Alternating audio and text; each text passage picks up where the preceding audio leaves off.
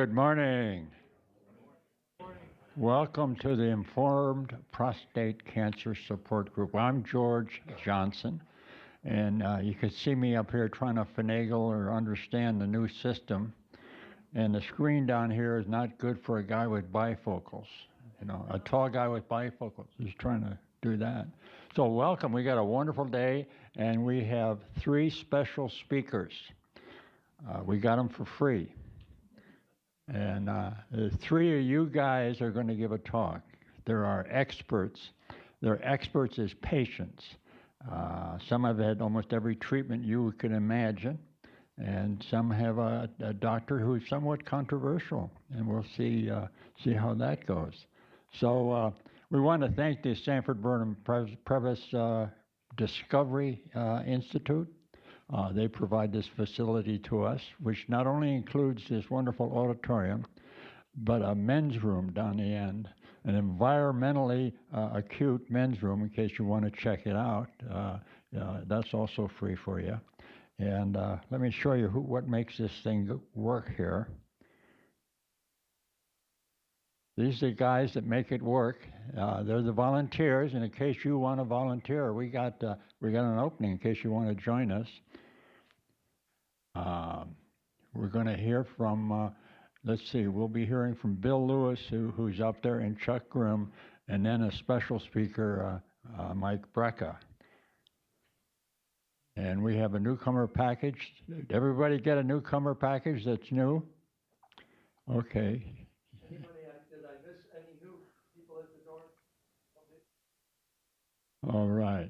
It's got some good information in there about prostate cancer. And we'll get a phone call from our buddy here, Gene, see if you got any questions about this support group. And what our role here is, we're not here to replace your doctor. We're here to provide patient-focused discussion, particularly today's session, and how you can become your own case manager.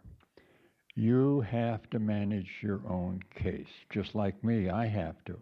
I have to remind my doctor to get me a referral or a prescription or things like that. I got to remind them. All this stuff is on the computer, and in some cases that's a great device. In others, they over-depend on it and forget to talk to you as a person.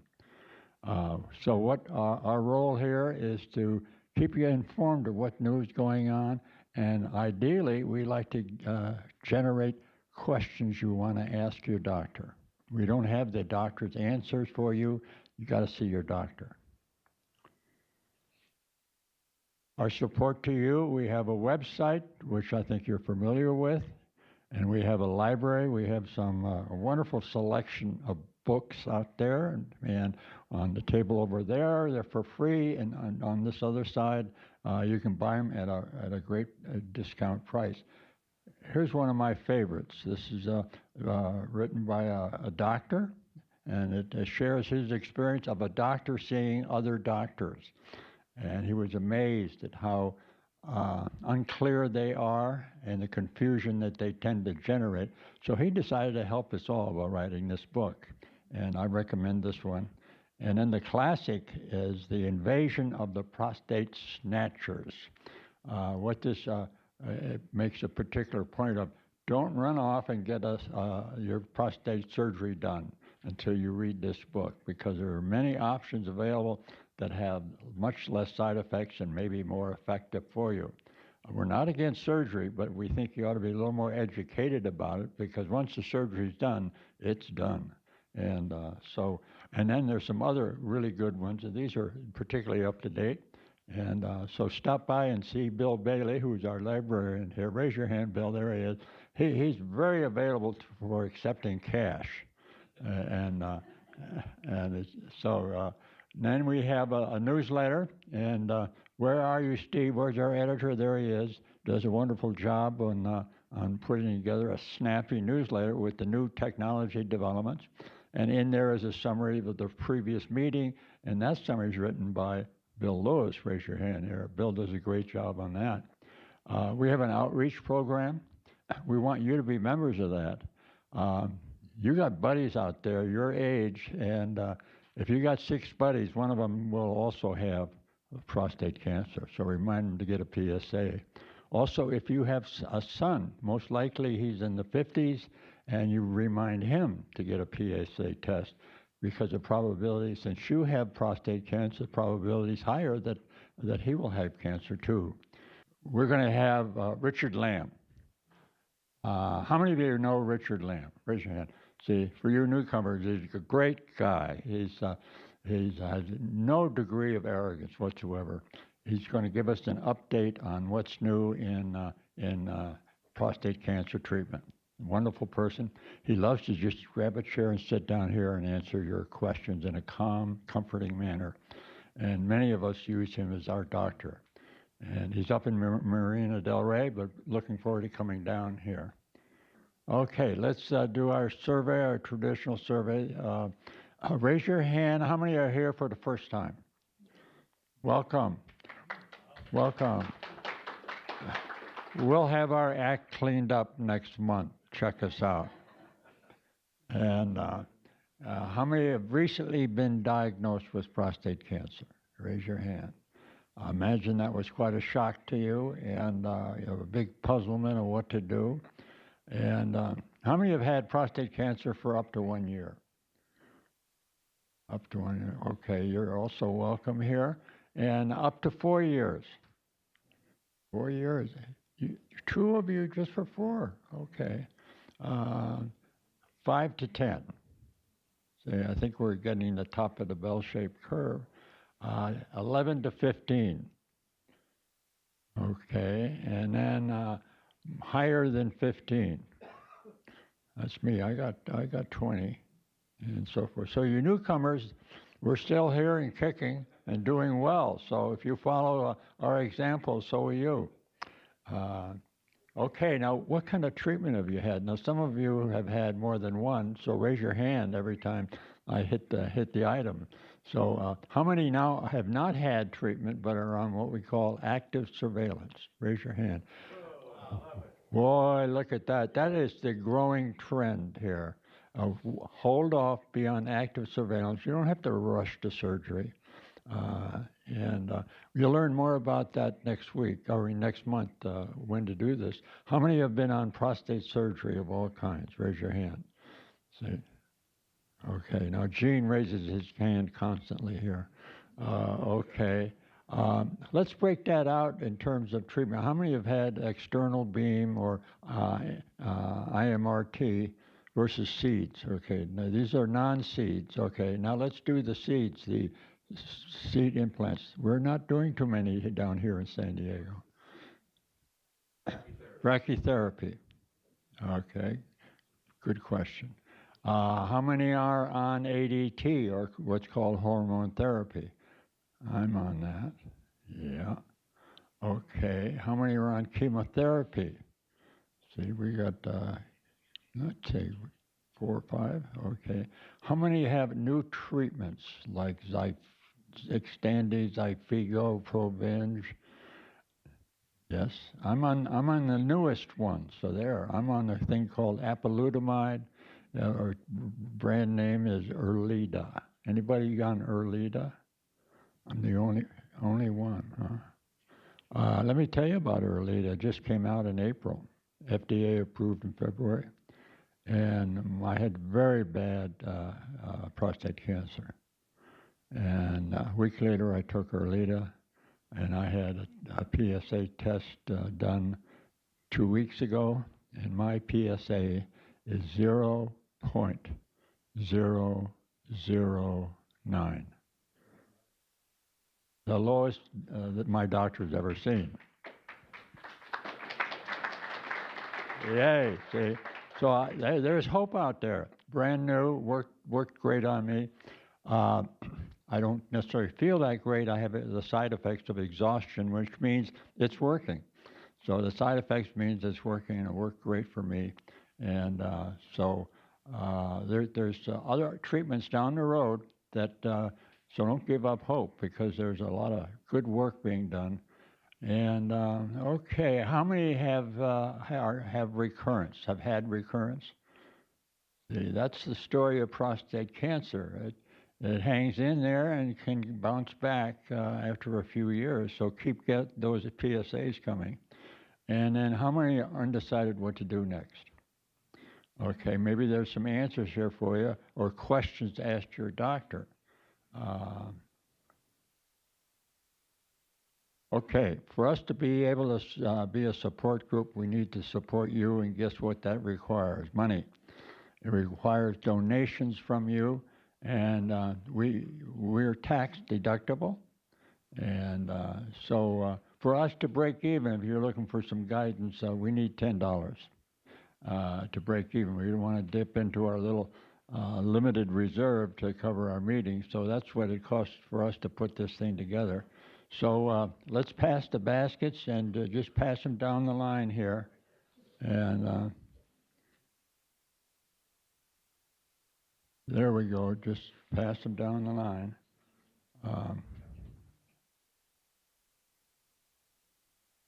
When you consider the cost of a doctor's visit, this is very cost effective. Same way with the books. Those books are $20.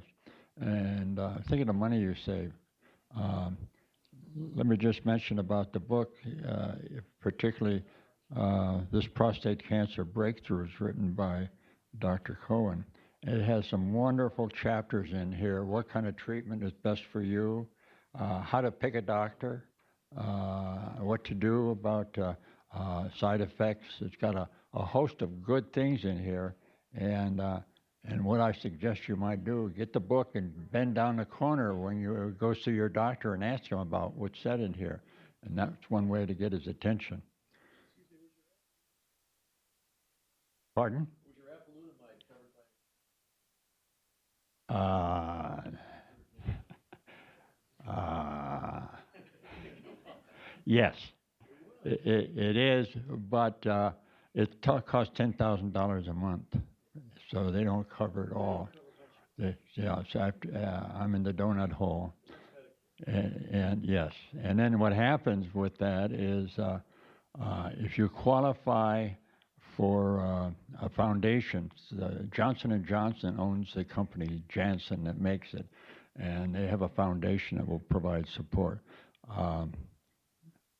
I make $2,000 a year more than the cutoff, so I don't make it. So I'm thinking of how to lose some income. Got any ideas? Let me know.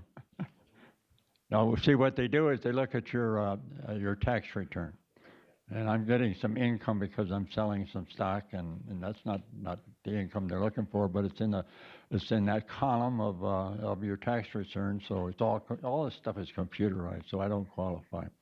But I can't complain. But I got to remember this morning, I dropped one of the pills on the bathroom floor, and I realized that pill's almost $300. Where is it? Where is it? These are like diamonds, and it's olive drab, so you can't find it readily. So that you don't realize what all the problems I got.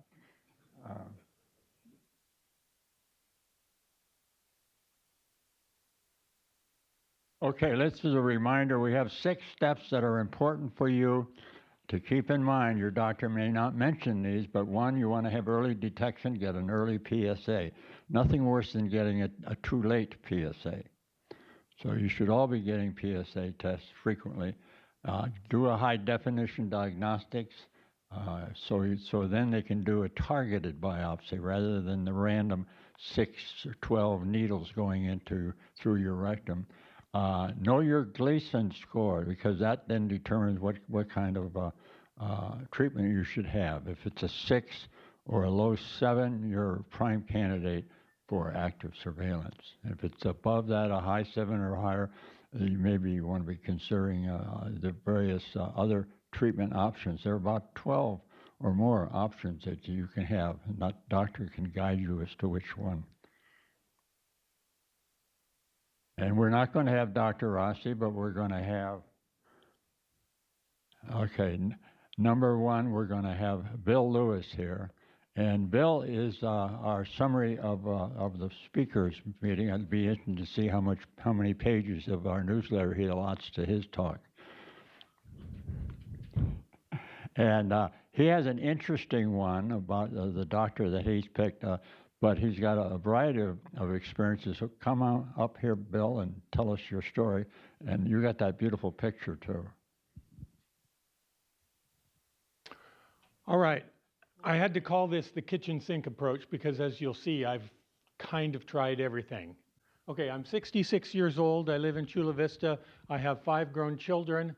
I'm a self-employed chemist, sometimes engineer, and I have a passion for experimentation, as you'll see. My low point in cancer was that I have stage 4 cancer that went metastatic to the bones with a Gleason of 8. And at the low point, my bone scan showed innumerable lesions, over 100. And this is what they call a super scan. Not super in a good sense, but super in the sense that you can start making funeral plans. And so in general, people with such a scan last 6 to 9 months. And that was 2.5 years ago. How I got there, my father, grandfather, and a number of uncles had prostate cancer. I had a baseline PSA back in 2009 after begging my Kaiser people for it. And then since then, that was a pretty reasonable number. Now we recognize that even a 1.7 can be of concern, although in those days 4 was the baseline or the limit for concern. Anyway, I had a lot of anxiety induced by a medication that I was on and went off. I went through bankruptcy. I had a heart attack. Had a lot of stress in my business. I had a lot of frequent urination suggesting something's not good down there, and I couldn't afford insurance. Nevertheless, I felt it was important enough that I finally got a PSA test out of pocket in 2014. It came back 18 and kind of blew my mind, like, where did that come from? So it took a while to muddle through that, and then again out of pocket because Kaiser was too expensive, I paid for an MP-MRI, which showed 2 spots that appeared to be cancerous. And a little bit later, the following month, we did an MRI guided biopsy, the targeted biopsy that you've been told is the way to go. Hugely less painful than the regular biopsy. And then in December, we followed up to say, okay, is it outside the prostate where we found those 2 spots?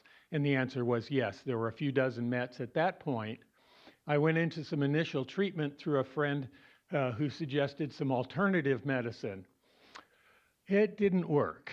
The PSA gradually rose and rose. We kept hoping it was going to turn around, and it finally got to where it was rising so fast that it doubled in 1 month, and I hit 73 as my PSA. So it was time to break down and take that awful, nasty ADT, and I started on Lupron, but I had read in the literature that it was useful to do a couple of other drugs called triple androgen blockade, and I'll talk about what those were. And I also jumped in with a bunch of lifestyle changes that I want to mention. 9 months of that program took my PSA from 73 down to 0.2. Trivial side effects after a lot of fear about what it was going to do on Lupron. I'm not George, who gets all the side effects in heavy doses. I got by very easily. And at that point, after 9 months, a scan showed 2 almost undetectable metastases. 2 doctors both said, if I didn't know you had prostate cancer, I would have missed it. My lifestyle choices in significant measure came from a book that I've donated a copy of to the library, and you can borrow it. I saw it out there on the table today. It's called Radical Remission. A doctor in graduate school, before she finished her PhD, got real interested in this notion that sometimes cancer goes away. And she went around the world and collected 1,000 stories of people with these kinds of remissions and interviewed a bunch of them, 100 of them, interviewed 50 alternative practitioners and said, what did they do most commonly that seemed to help? And so she's listed those in her book. I think the first one is be your own case manager, and we all know about that already. Other ones that were important to me were things like my religion. I have strong faith in God as my Heavenly Father and in Jesus Christ as the Savior of the world. I try to emphasize positive emotions, and my wife spent the last couple of years watching funny videos every day until we ran out of those, and now we watch uplifting videos like Returning the Favor on Facebook. I try to emphasize my social interactions, even though I'm inherently introverted. Make healthy food choices, no sugar, no milk, very little meat, and lots of vegetables.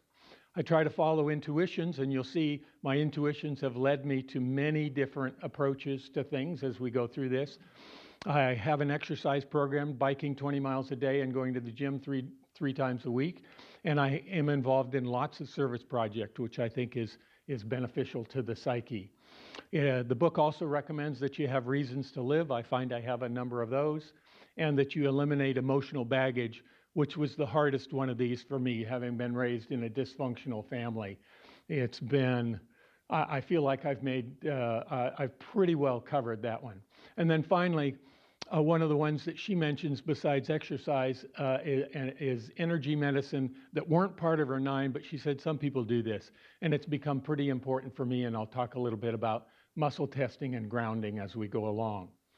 Last year, my plan, I spoke here a year and a half ago, and I was thinking that I would, after I'd gotten down to the 0.2, I thought I'd try this funky stuff where you alternate trying to knock the testosterone down. One version of that was called T-based hormone therapy. But as I was preparing for that, I heard about this group in Los Angeles. Many people here go to a group in Marina del Rey. Over in Century City, there's this little group called the Compassionate Oncology Medical Group. And I was looking for a doctor who was really an outside-the-box thinker like myself. This Dr. Robert Leibowitz is that guy. And he and his partner, Dr. Ishagian, and the whole staff really do match up to the name of the outfit, Compassionate Oncology. I love to go there. I love the office. I love the staff. I love the treatment that I'm getting.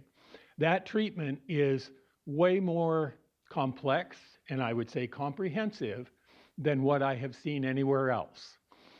George calls it controversial. I'll accept that. I call it effective. I recommend strongly that you look at the videos. Dr. Bob has given talks over the years at several different places, and they're great talks. For the last 20 years, he's focused on prostate cancer, and he developed the triple hormone blockade that I used but didn't know came from him. Also something called finasteride maintenance. I'm on finasteride and dutasteride for the rest of my life. And what he called the 3-pronged approach to treating aggressive prostate cancer, and what's referred to as high-dose testosterone replacement therapy. Let's talk about prong number 1 of his triple prong approach. Originally, he used Lupron, Casodex, and Proscar, which is what I used for those first 9 months. Now, over the years, he's changed to use Firmagon instead of Lupron because it has a better health profile with regard to heart attacks. He found that Casodex used long-term can reverse, he calls it Benedict Arnold, and promote prostate cancer growth. So instead, he uses estrogen in the form of ethinyl estradiol, and then he uses the Proscar, the finasteride, and also adds in dutasteride. They're very similar medicines, but they've both been shown to have some direct effects on prostate cancer, and so he uses them both. I take them both. I'll take them both for the rest of my life. Since Dr. Bob developed this program a number of years ago, it hasn't changed very rapidly. It's gradually evolved over the years. And Zytiga, Xtandi, and Erlita is not really part of the protocol, but I did have 4 months of Zytiga, and by the way, I think it should be taken with food, before starting the ethinyl estradiol, which is the time it took for them to talk me into taking chemo, which is the next prong. Normally, if you go to chemo, you get Taxotere, and you get a big dose every 3 weeks for 6 cycles. Instead, Dr. Bob uses a third of much dose weekly for 3 weeks, and then you're off for a week, along with 2 other chemo drugs called carboplatinum and MCIT. He gives you a little bit of dexamethasone, which is what you call it? Somebody help me with the word.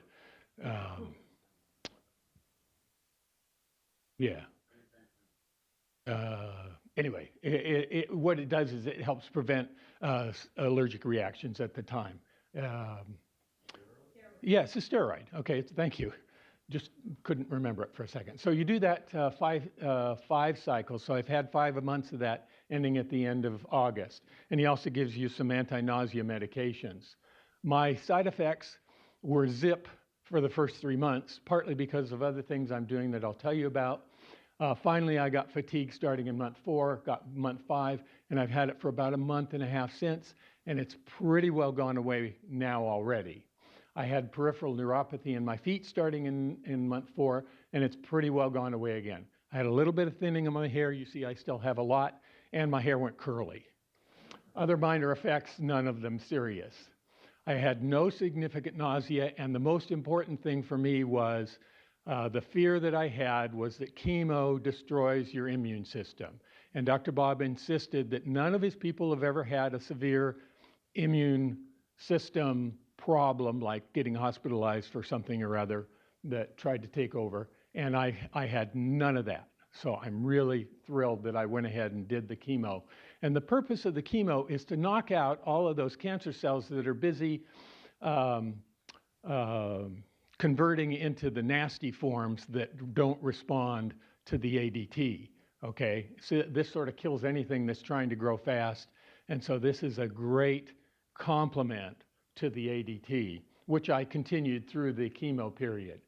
And then his third prong is also very unusual. He calls it an anti-angiogenesis cocktail. It contains, as I understand it, basically one anti-angiogenesis medicine, which I'll explain in a second. But first of all, it contains a strong immune system booster, which helps prevent the chemo from knocking down your immune system. The anti-angiogenesis material is thalidomide. Now, many of you are old enough to remember thalidomide babies.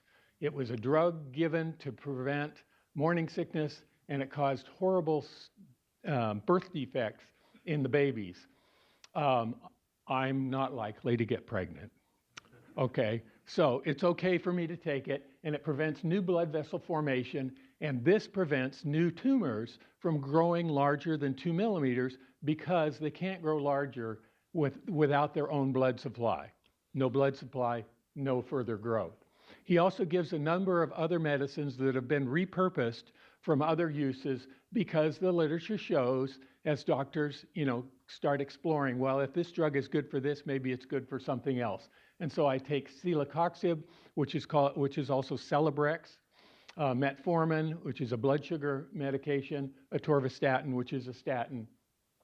I take a blood thinner by injection. I don't like it. But it prevents blood clots caused by the ethinyl estradiol. After this month, I'll be done with that and just go to aspirin. And then I'm continuing with the finasteride and dutasteride. He doesn't call it the fourth prong, I do. The fourth prong of his treatment is high-dose testosterone.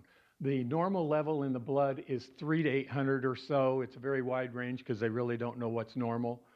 And Dr. Leibowitz pushes this level to 1,800 to 3,000 because this is toxic to prostate cancer cells, and it limits further growth for many, many years. He has 15 years of success using this high-dose testosterone, and he will provide you, as he has done me, a list of 75 patients with their email and phone number willing to discuss their results with you, and I've made some good friendships through some of those people. So long-term maintenance, which I'm now just starting on, I'm expecting to go on the high-dose testosterone. I'll be continuing the finasteride, dutasteride, and the cocktail. He also recommended a few other supplements that for time I'll just kind of skip over. So then we talked about intuition. There's a number of other supplements that I take that are identified by muscle testing. How many of you know what muscle testing is? Anybody? Yeah, a few people. Okay, muscle testing is a technique that says we're going to bypass what your brain up here says and find out what your body says about what you really need.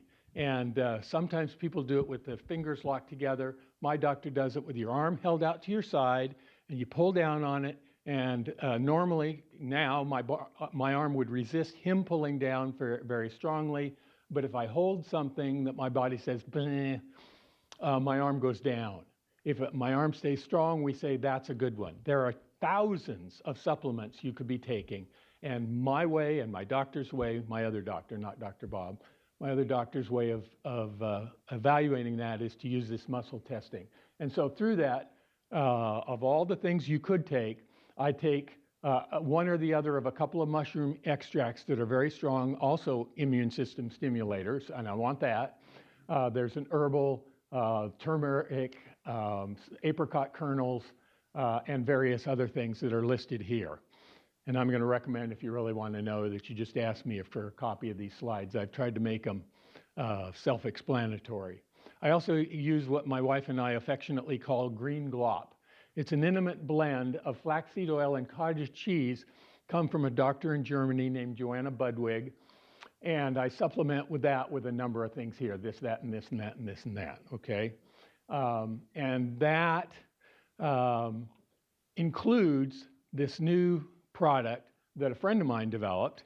He works at UC San Diego. He has 30 years of experience, and they led him to 5 very simple, commonly available supplements that studies have shown boost the function of our mitochondria. And I'm going to talk a little bit for the next couple of slides about mitochondria, if I haven't run out of time yet.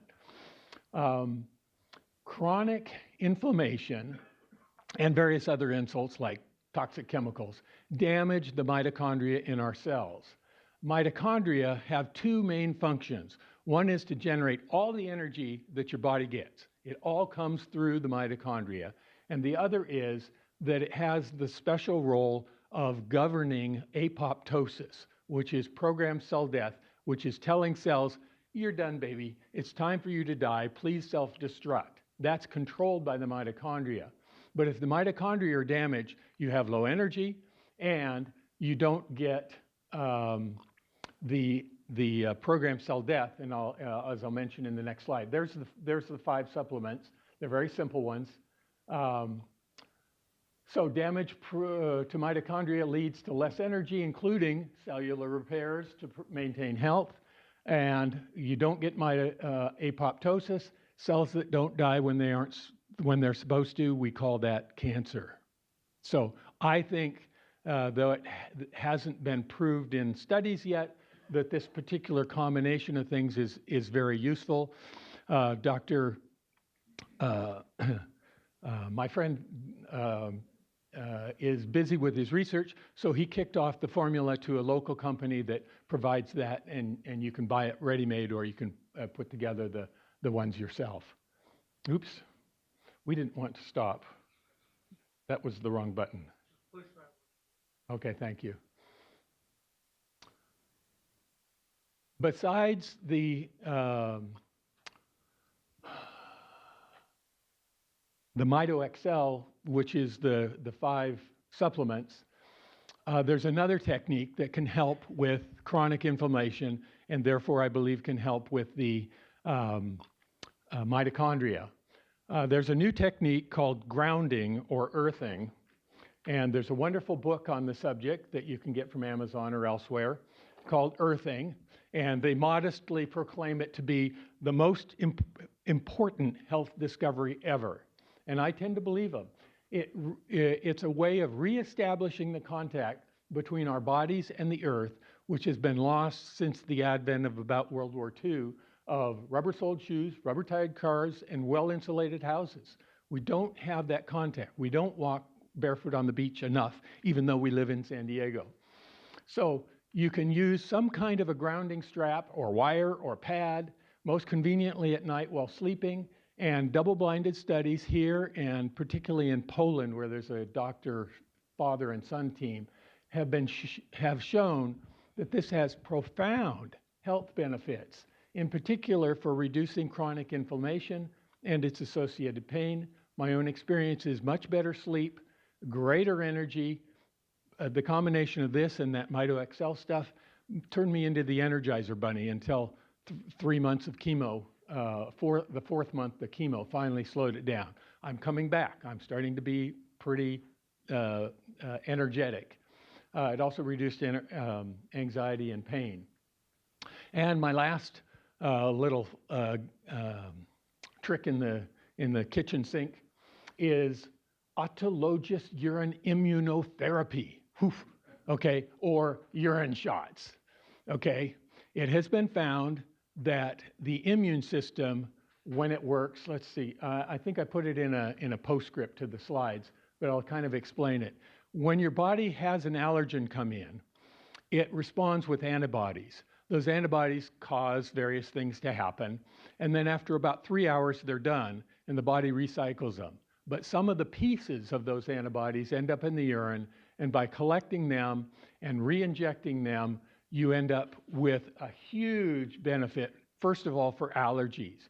You can eliminate allergies in 8 to 12 weeks, single shots, 8 to 12 shots, instead of the typical program of 4 years. It also provides a way to get faster recovery from acute illnesses. And in my case, I'm continuing on after getting rid of a lot of allergies this way. I'm continuing to activate the immune system further, third way, to fight chronic disease such as cancer. My current status, I finished chemo in August. I finished ADT, is it still October? My PSA is undetectable. My side effects from the chemo are diminishing, aided by all those different things that I'm doing. I'm not feeling sick. I don't look sick. I have scans coming up next month, and I expect to begin this testosterone supplementation, which I think will be great. If available, I'll mention something about that when I do the summary of these talks. I'd love to answer questions. Here's my contact information, and then following this, if you ask for the slides, there's a bunch more slides with the references and so forth. But that's my talk.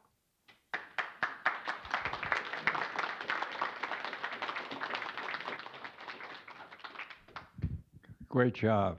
The word controversy, you can understand why I use that word, because most urologists only have about 5 things they think of, and one of them is Lupron and a couple of other things, and that's it. Here's got a medley of things.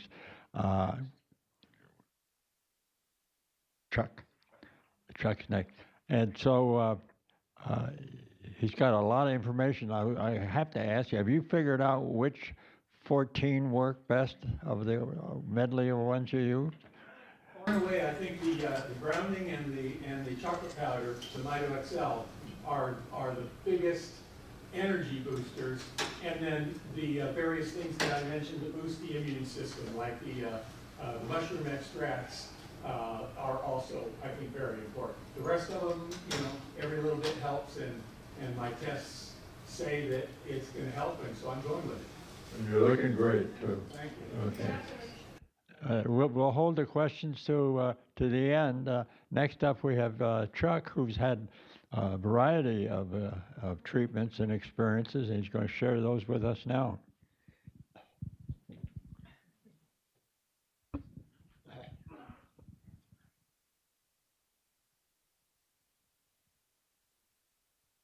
I retired, luckily, at age 57, way earlier than most people. I have a very serious case of prostate cancer. I use a well-known medical term to tell my wife how I'm doing, and it's, I'm in deep shit.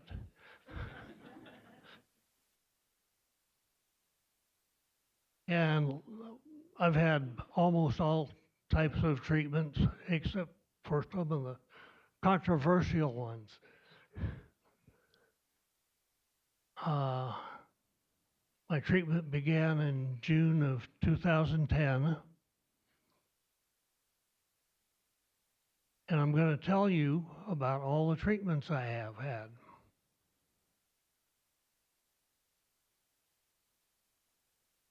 Had robotic prostatectomy in June of 2010. 9 months later, my PSA had risen to 0.09, and that indicated I still had cancer.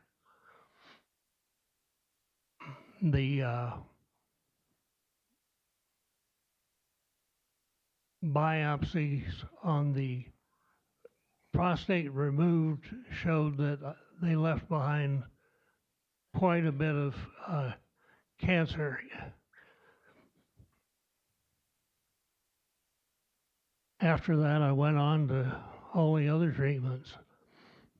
George once asked me, "Are you sorry that you had surgery?" I said, "No, I'm sorry it didn't work."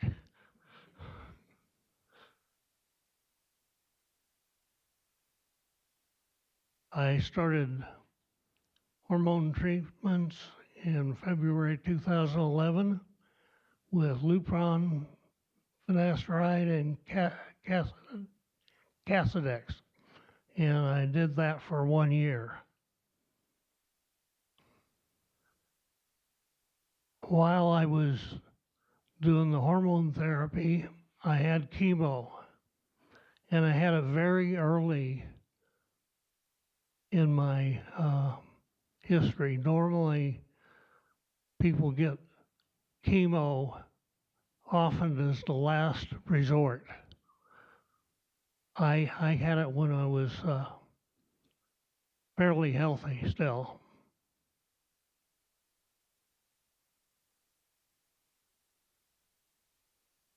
After I had my chemo, new research came out that showed that prostate cancer patients survive longer if they have chemo early. So I did something right, although I didn't know it. Radiation.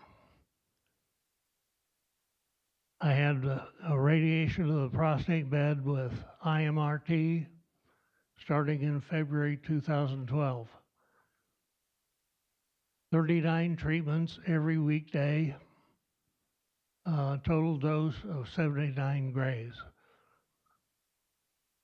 And radiation, I didn't feel that was had bad side effects. I had a little fatigue, but not enough. The worst part of radiation treatment was going there 5 days a week for the 39 treatments. It gets very tiring.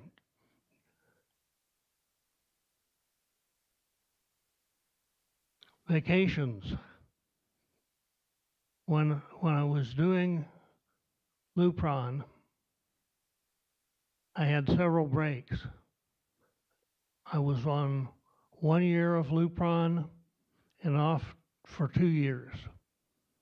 Then I had 9 months of Lupron and 1 year off. Then I did another 9 months of Lupron until it stopped working well. And the doctors keep you on Lupron after it stops working well and just add other treatments to it.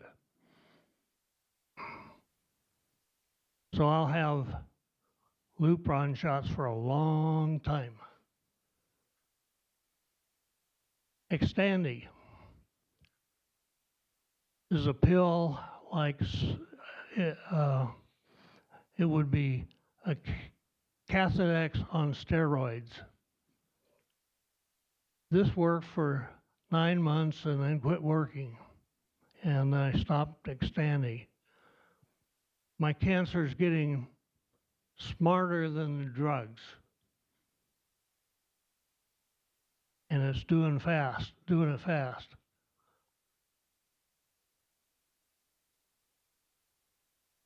I had a second round of chemo starting July 2017. I had 3 months of the newer chemo for prostate cancer, Gevtana. It's supposed to have fewer side effects for most people, but it didn't work for me. I was getting very sick. So I stopped that and I switched back to Taxotere for 5 doses. So in all I had 8 doses, which is longer than most people do chemo. It worked. Brought my PSA down. After that, I was accepted in the trial of lutetium 177 PSMA, and the trial is 4 treatments, 2 months apart, and the goal is to drop your PSA level.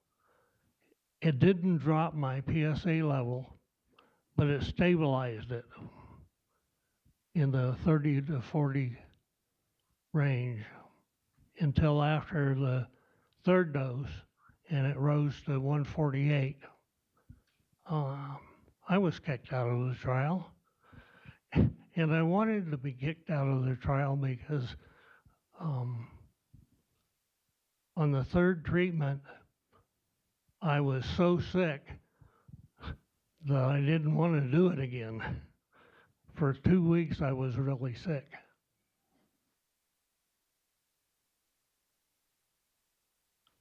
Zytiga. I started Zytiga shortly after the lutetium trial started. It's a pill that's like super Lupron. It worked.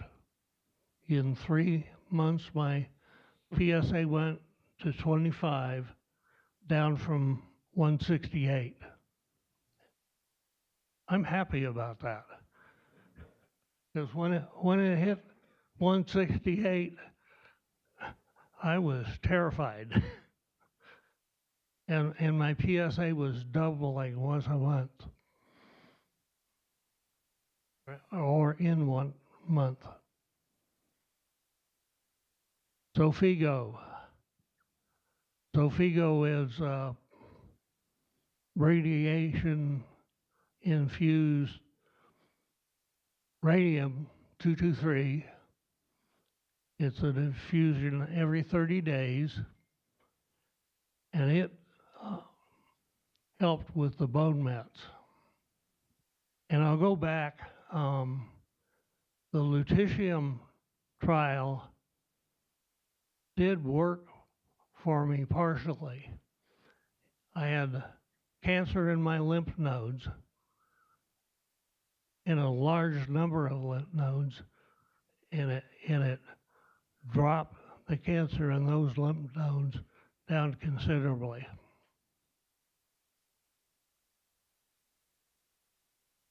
So I actually, on that trial, my bone mets grew. So doing Xofigo because it's supposed to help you with your bone mets. Keytruda. I had Keytruda earlier in my treatment, and now I'm doing it again.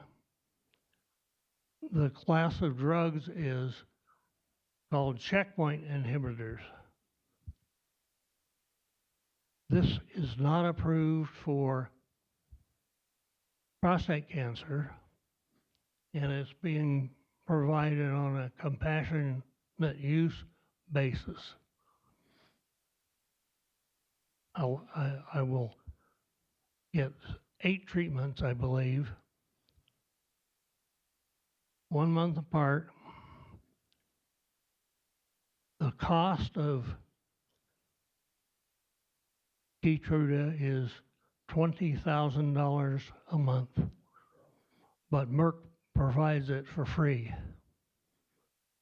because they want to see if it might work with prostate cancer before they go into a trial. And I just started this week. Keytruda is what cured Jimmy Carter's melanoma in his brain and his lungs. And it was first approved for use in melanoma cases. It's since been approved for head and neck cancer and one other. I can't think of it right now.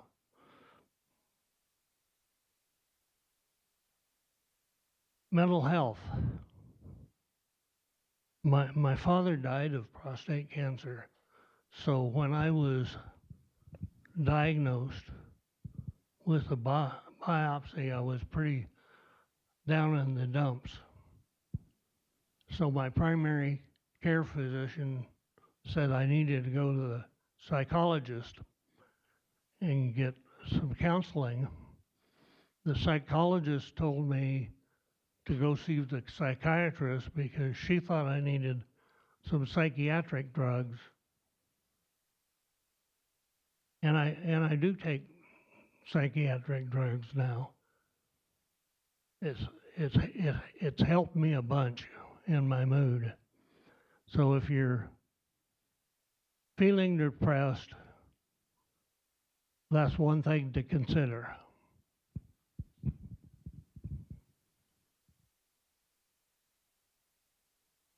Conclusion, I'm glad I'm still here because I wouldn't be without especially Lupron, and the other drugs have extended my life also, but not as much length of time as the Lupron did. I have a great family support. My wife, Mary Kay, and my 2 daughters, Andrea and Katie. They've been all very concerned and very helpful. And I'm grateful for that. One of the best things I ever did was come to this group and learn about where you can find good doctors and you can find out where the treatments that they talk about, where it's available, because they aren't all available everywhere, especially early after the FDA approves them. So I want to thank the IPCSG for being of a great benefit to me. And that's all.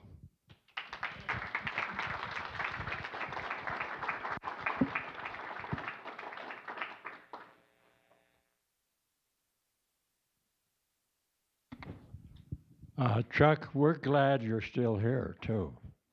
And the feeling is mutual. Next, we have Mike Brecka, who's going to talk about basically a specific program. And we don't have many people here that have had that treatment.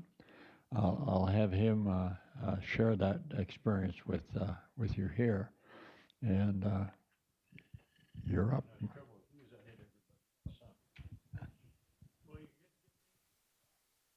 OJT. Okay. Good morning. So I've spoken a few times here. I I'd say unfortunately, just because it keeps coming back, or it had come back, and so I've been sharing the experience I've been going through. Um, and I'll try to be quick with this, because if you guys have already seen this, you'll probably get a little bored by it. You can see how many times I've revised this presentation. And so let's see, which is the red button? That's the laser. Oh, it has a laser. Cool. Okay. So almost 60. I'll be 60 in a week. So I've been dealing with this for about a decade. My brother had prostate cancer, but no one else in my family had prostate cancer. And so the two of us did. He's older than me. And he had a treatment by Dr. Onik in Florida, where he had a cryotherapy treatment, and it pretty much took care of it. He was totally contained within the prostate, and he hasn't had any showable PSA since he had his treatment done about 4 or 5 years ago.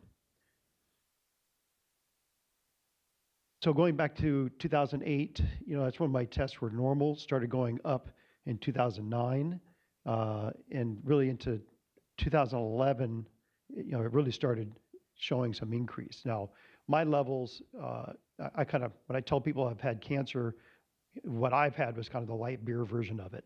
I haven't had the real serious cancer that a lot of people have, or others have experienced with much, much higher PSA and metastasis. So nonetheless, my PSA jumped to 7. I was with Kaiser at the time. First thing they did was schedule me for surgery. And I came here for a meeting, met Lyle, and Lyle directed me to different doctors. And what I decided to do was, really get out there and find out, who knows the best about this treatment. And so, we know all the different options that are out there. Surgery and radiation and HIFU and new drugs and alternate methods. So we've all heard about the different processes that are out there. In a period of about 90 days, I went to 13 doctors, and I was paying out of pocket. I was talking to everybody I could. I wanted to find out quickly what my options were. And some of the doctors have spoken here, and I've been treated by A.J. Munt, who's listed here at the bottom.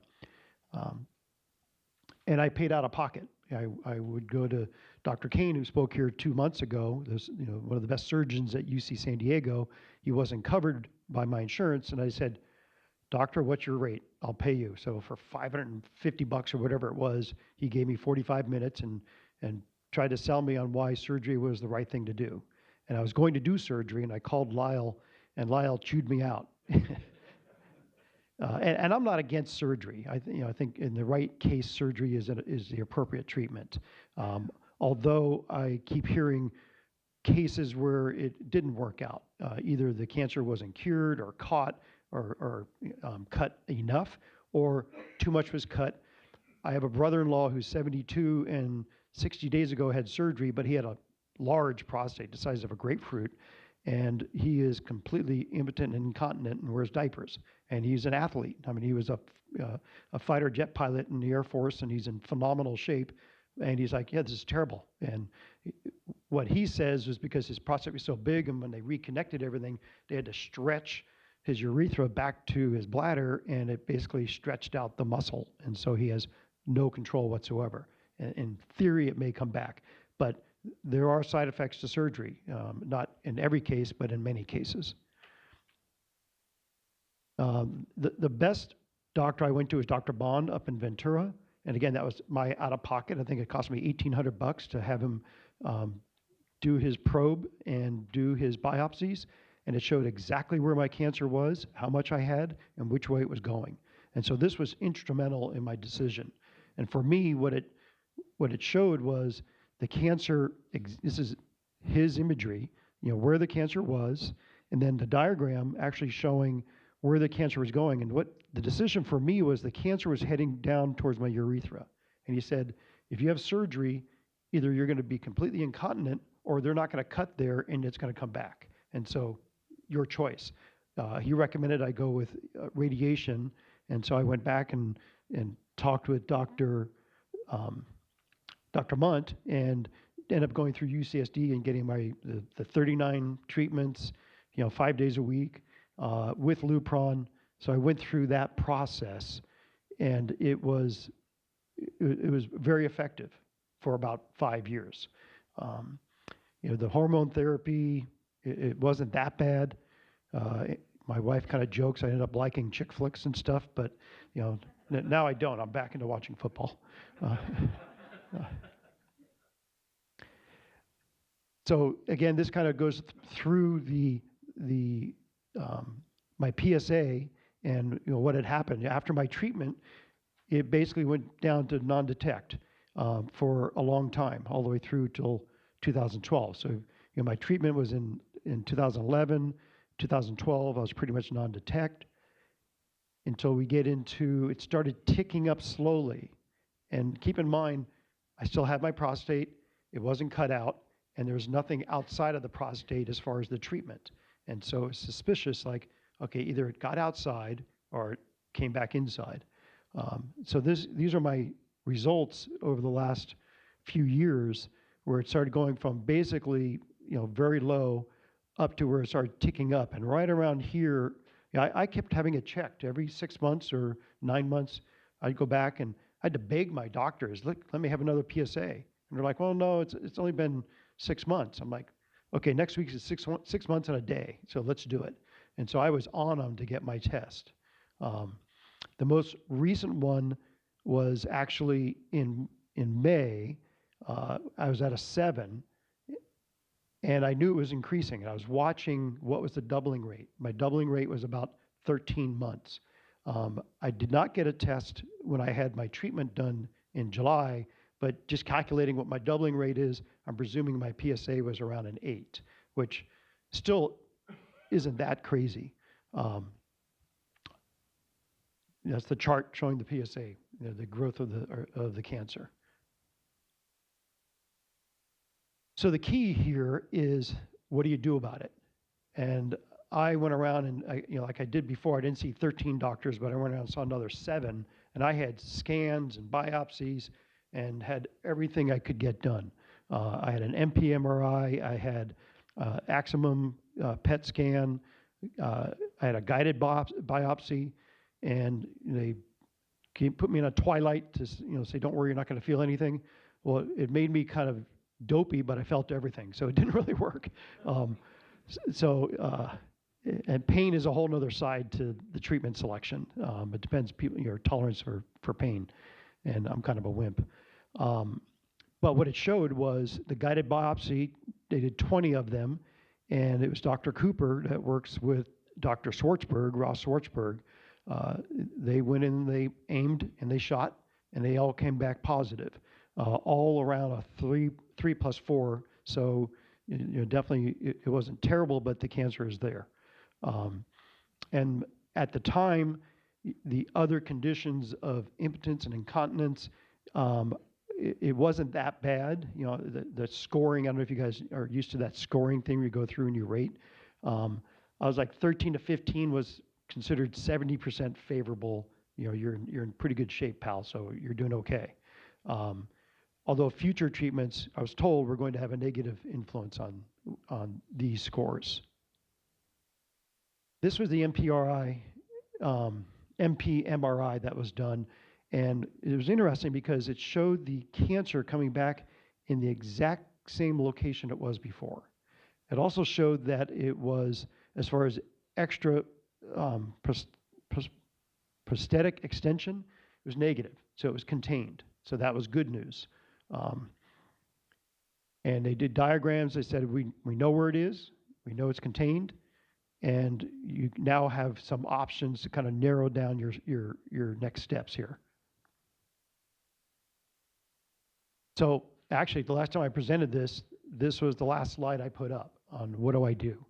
And there's, going back I already had radiation. You can do radiation, but it's in your body, that IMRT is not very favorable because you're sending radiation through your body into the cancer, and it's shooting out the other side.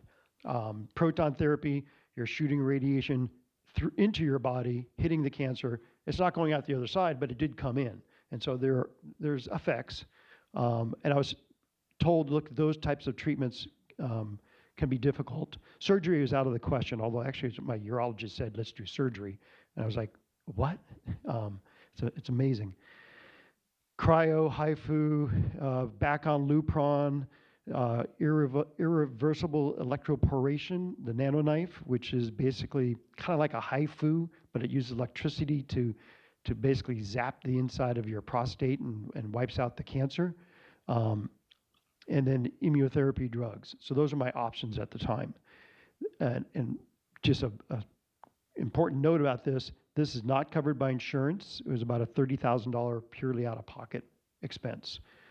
And the effectiveness of it, they were very proud of what effectiveness they had. They said, look, this is as good as surgery. We're successful 70% of the time. I'm thinking, well, wait a second, what about the other 30%? I had radiation supposed to be successful 70% of the time. Well, I was part of that 30% where it came back. So I was very sensitive to making sure I was selecting an option that was going to be very effective. And so what I decided to do was the high-dose radiation. And what high-dose radiation is, it is an excruciating experience. The before and afterwards is terrible. The actual treatment is not that bad. But basically what they do is over a period of 2 weeks for 3 treatments on a Thursday and Friday, you go in on a Thursday morning, they treat you either twice on Thursday and once on Friday, or once on Thursday and twice on Friday. And they put these needles through your perineum into your prostate, 17 of them. They're hollow needles. And inside that needle, they will slip another rod, and it's about the size of a little, like a mechanical pencil lead, if you can imagine the size of mechanical pencil lead. That's about the size of the needles, and they're hollow, and then inside slips this little pin, and that pin delivers the high-dose radiation. And it's like 280 gray of radiation versus the 79 or whatever it is that you have done with IMRT. Now, it's definitely high dose, but it only goes in each needle for about 45 seconds at a time. And you literally are like you have all these needles sticking out of your perineum, or you have all these, needles sticking out of your perineum, and they have this machine that comes and slips the radioactive rod in, stays there for 45 seconds, comes out, they go to the next one, do it again. And it's all targeted because they've done all the scans, and the doctors are using 3D modeling and placing the tip of each needle within the prostate to really hit exactly where the cancer is. So again, each needle is only in for about 45 seconds. So it takes 15, 20 minutes for the actual treatment when you're laying there. The installation of the needles, you're drugged, you have an epidural, you don't know about it, you wake up and you're laying on your side and they say, don't roll over. And there's a reason, because you got these needles sticking out of your bottom. For me, in the middle of the night, I broke my epidural off by rolling over, and they didn't know until right before my 3rd treatment, and I was in severe pain. And they said, well, we can go and put the epidural back in, but the treatment's going to be done in half an hour. So let's just get through it. It's your choice. So I said, okay, let's go for it. That wasn't that bad. The bad part is when they had to pull the needles out. So again, the before and after is miserable, but the treatment has a 95% success rate. And Dr. Chang that does this came down from University of California, San Francisco, and had kind of perfected this technique and replaced Dr. Demanis that was at UCLA. I think Dr. Demanis is still there, but he's retiring. And so he's really perfected it. He's done like 2,000 of these treatments, and he's now doing it in other organs where he can pinpoint where cancer is, utilizing proper scanning and delivering radiation right to it. And basically what the treatment does is I use the term, it kind of fries the cancer cells, but really what it's doing is breaking up the DNA into cancer cells so the cancer can't continue to grow and replicate itself. And that's why after the treatment, they say, don't get a PSA for about 3 to 5 months because your cancer is still dying off. Although your numbers will be low, it will continue to get lower because the cancer cells are disappearing. So I had that done. I had it done in July. The other conditions, for about a month, I was incontinent. I mean, I wasn't like, I wore a pad, but if I had to go, get out of the way, I'm going. And so there wasn't much ability to hold things. And erections are there but difficult. And the doctor keeps saying, don't worry, things are coming back. It could take 3 to 6 months. And for me, it's been 3 months, and things are all coming back. So I'm not incontinent anymore, so that's as good as it was before. But it definitely, they say, oh, you'll be fine in about 2 weeks. That's bull. It really was about 2 months before I felt like, okay, I can go out and I don't have to be spotting where's the bathroom when I'm going out to a restaurant or something. So I think the recovery is steady and doing better. But again, the treatment, it's extremely successful, but it's a little brutal, just going through it and what really happens, because that's basically what I look like when I was laying there on the hospital bed. So again, the summary is you got to take it serious. You got to jump on these things early. You have to educate yourself as best you can. Use the best analysis options that are out there for you. I went out there and just tried to find everything I could. Investigate all treatments, and there are other treatments. I kind of look back and think, okay, I probably could have done another treatment or two. I was fortunate that my Aetna insurance covered this. It was a $35,000 expense. It cost me $3,000. And so fortunately, it's a methodology that's recognized by the insurance companies. And demand test, ask again and ask again.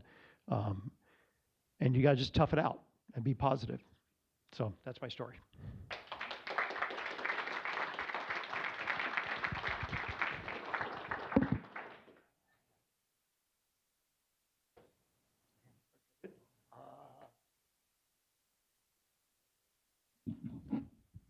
Okay, how about some questions?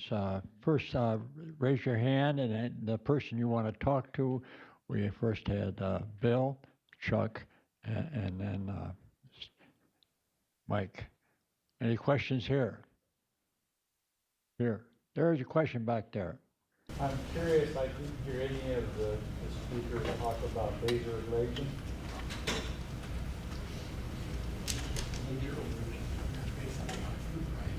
Yeah, laser, it asked, has anyone considered or used laser ablation? I didn't, but the ablation kind of does the same thing where you're destroying, the zone where the cancer is, either by HIFU, cryotherapy, nanoknife. I haven't done laser, and it wasn't an option from my insurance company. So that was one of my decision points. Good question there. Same. I can't remember your logic why you totally ruled out surgery. Because the cancer was heading towards my urethra, and that was the determining point for me. So if it weren't for that, you would have considered I would have considered it, yes. It was, but I definitely eliminated it when I became aware of those facts. Questions for Bill. What was it like to have a high dose testosterone? What did it feel like? I mean, I'm down now to 100. I think I up to 1800. What happens? You feel really good, okay? You have lots of energy. You have lots of virility. It's a wonderful program according to those who've been on it for a while. I'm expecting to go on it in the next month or so I can report back in the future my own specific circumstances, right? But that's the next step for me. Yeah, kind of follow up to that. What confused me on the high dose testosterone, I thought the testosterone feeds the cancer cells. So you want to lower your testosterone when you do the radiation kind of stuff in order to improve the likelihood of success. It turns out that there's a curve to the response of the cells to testosterone. So very low testosterone or none, the cells don't grow. If you have a little bit of testosterone, like a 200, that's actually really dangerous because the prostate cancer cell loves that kind of range.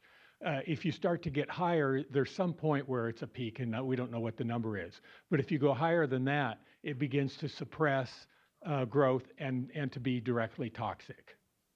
So a lot of lab studies have shown that, and so Dr. Leibowitz has shown that, and also I didn't mention another book. Dr. Edward Friedman of the University of Chicago has written, he's an expert on the interaction between testosterone and the various receptors in the body, and he strongly touts the approach that Dr. Leibowitz takes even before he met him. He said, this is the way to do it. I was unable to make any connection on Mike's chart there when he had the testosterone readings right along with the PSA. I couldn't see one going up, the other going down or anything. And on your comments here, did you all see some relevant connection there? He was bringing, his testosterone was brought up into the normal range. I think it was in the 500s. And so that means that he's acting like a normal man, and yet his PSAs were low, is my understanding. Yeah, if you want to comment further. Actually, during the Lupron treatment, my testosterone was way down, and so it affected the cancer, it affected the way I felt, everything. After the end of the Lupron treatment, then it went, where's the down button? Oh, okay. Then it ended up going back up. So I can kind of zip to it pretty quickly. I mean, you can see where my PSA, was at 8.5 and my testosterone, but then, look at here, down my PSA is really low and my testosterone was really low. And the PSA stayed low as the testosterone climbed back up. And it took, it was still pretty high testosterone, or normal levels, let's say, until the PSA started climbing back up. And I've been holding steady kind of in this range without any other treatment or any medications. I did not. I only did it for 6 months, 2 shots, each one for 3 months. That kind of... Of getting another shot instead of the HD? It was recommended to me that's a treatment option, to go on Lupron for 6 months, 9 months, and then go off and see what happens and come back on. What I was advised by Dr. K said through Scripps up in Encinitas, look, that's really all it's going to do is kind of push it down the road, and it may actually enable certain of the cancer cells that are independent of the testosterone level to build back up. So it may actually be more of a problem later.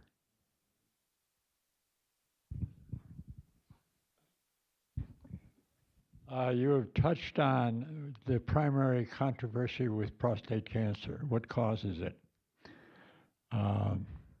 Dr. Huggins won the Nobel Prize for research did in 1941 that showed surgical castration was the cure for prostate cancer. That was back in 1941. There's a doctor that since found out that men with low testosterone had a higher degree of prostate cancer than those with high testosterone. And he started presenting this at the American Urological Association, and was almost booed off the stage. So that's his research showed, and the primary thing that they felt occurred was it's not the testosterone, it's the dihydrotestosterone. 5% of the testosterone causes the problem. So you need to get rid of the dihydrotestosterone. It's 5 to 10 times more potent. And there's a drug that does that. And so the doctor that did the research of low testosterone being troublesome, he went to the Harvard Medical Library and looked up Dr. Huggins' original research. It turns out he only concluded his research with 3 patients, and 2 were, one had already been treated on something else, so he was disqualified. Ended up that whole research was based on 1 patient. And there's the root of the thing, because all the urologists are trained on testosterone causes cancer. It's a big controversy, not much research done on it. I heard about it, so I did not lower my testosterone. My testosterone was 500. My PSA went down because I took Casodex and Avodart. And so here I have a high testosterone, a low high dihydro, and a low PSA. And that worked for me for 10 years. And then nothing worked after that. So it is a controversy. And some doctors, a leading doctor down at Baylor recommends getting testosterone shots. Our godfather, Lyle, is a big believer in the patch and so forth. But then other studies says, well, if it's metastasizing, we don't recommend you do that, see. So it's a controversy. And unfortunately, they're not doing any research. It's amazing how they don't do research on the fundamental causes of prostate cancer. And so it's a puzzle. Being an engineer, I tried to solve it, and I didn't. So I'm not good at that. Some more questions? Yes, over here. I had a question for Bill Lewis. Okay, Bill. Bill, I'm really intrigued by what you were discussing about we need to be more grounded with the earth and how we've lost that with tires and rubber-soled shoes. And you mentioned something about your bed at night. Can you explain that a little bit more? I mean, do you ground your bed or something like that? Or? If you get that book, he explains that their favorite method is to use a pad that has a wire attached to it that's grounded to the earth. I use a wrist strap like you would use if you were working on computers. And I modify that strap because it has a very high resistance resistor in it, which slows down the flow of electrons from the earth into your body, which is what you need. You see, inflammation is largely a matter of free radicals. And as a chemist, I can tell you free radicals is a single electron. It wants to pair. And you get that pair electron out of the earth, which is the enormous supply of electrons. And that can come in at night. And if you'll email me, I can send you the slides here, which have the articles and also some description as to how you might set up grounding. But I'd be happy to share with anybody. Okay. Question? Might as well ask you first. Okay. Yeah, Ron? Yeah, wondering if you've tried CBD oil or not. I got some CBD oil because my flax oil people offered it to me, and my doctor tested it, and it failed my muscle test, so I sent it back. Or no, actually, I gave it to somebody else who wanted to use it. But you know, that's another option. And of course, that's one that's a little controversial. My doctor happens to think that the people promoting marijuana are pushing it without much data. You know, I just don't know. But in my case, I checked it, and my body said no. Okay.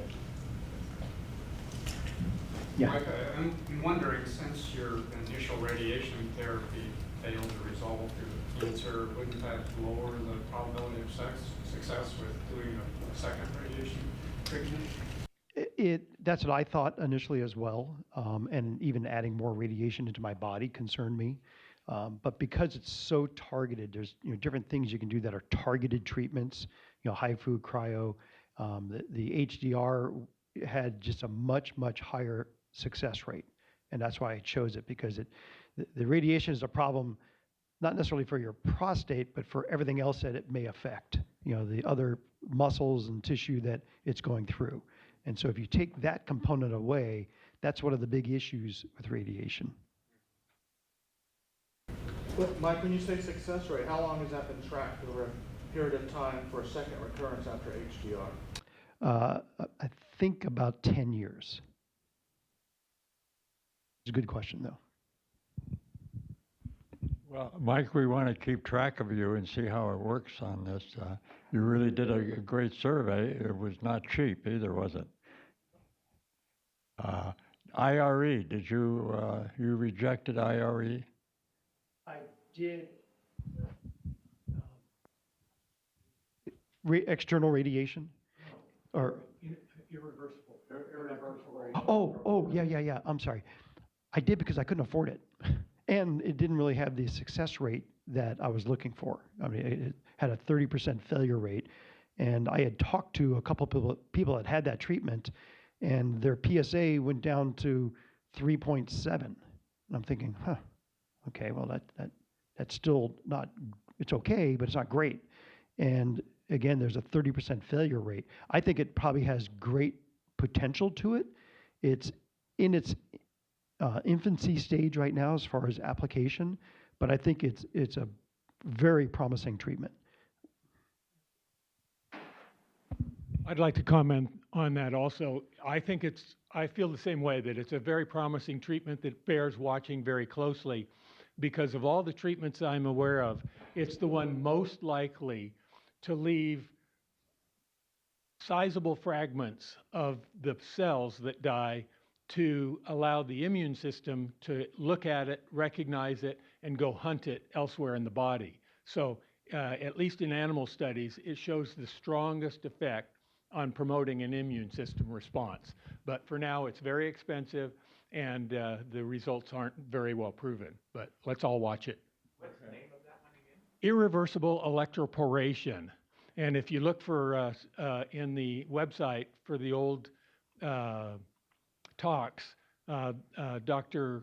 Ross Schwartzberg has talked on it in the group here. Little comment on that, there's a new form of it coming next year that'll be lower cost. No machine. Any other questions? Okay.